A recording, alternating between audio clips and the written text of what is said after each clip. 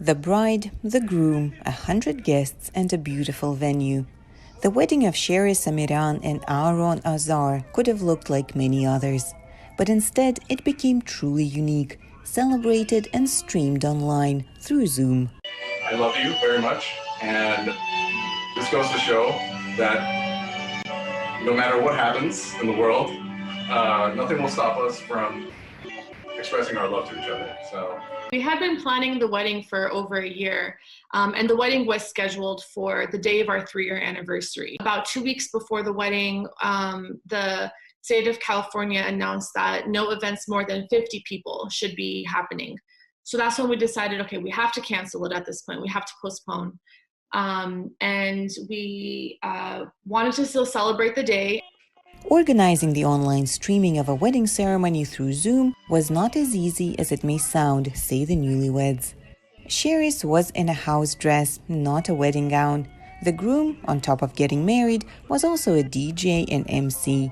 Hundreds of guests were there to witness their happy day, just as planned, only through the screens of their computers. It was a lot of fun. It was fun. I felt very nervous because you're sitting there and you're very happy, but you have all these people looking at you. So in my mind, I was thinking, okay, as long as everybody else is happy, smiling.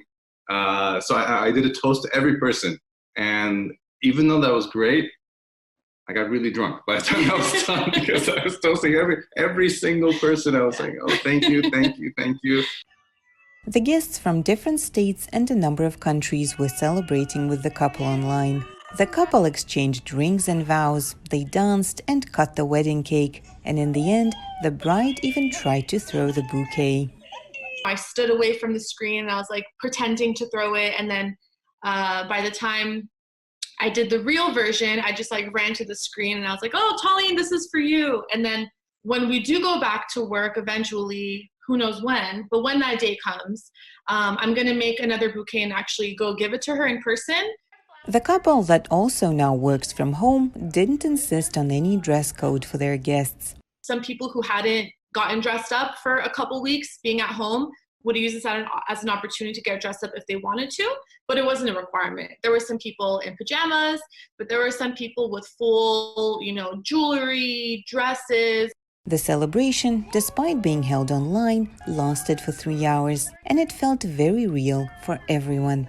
The next day when I started posting it on Instagram, and all of my friends were posting it in their Instagram stories, and I was sharing it, strangers started contacting me saying that it put a smile on their face and they were congratulating us.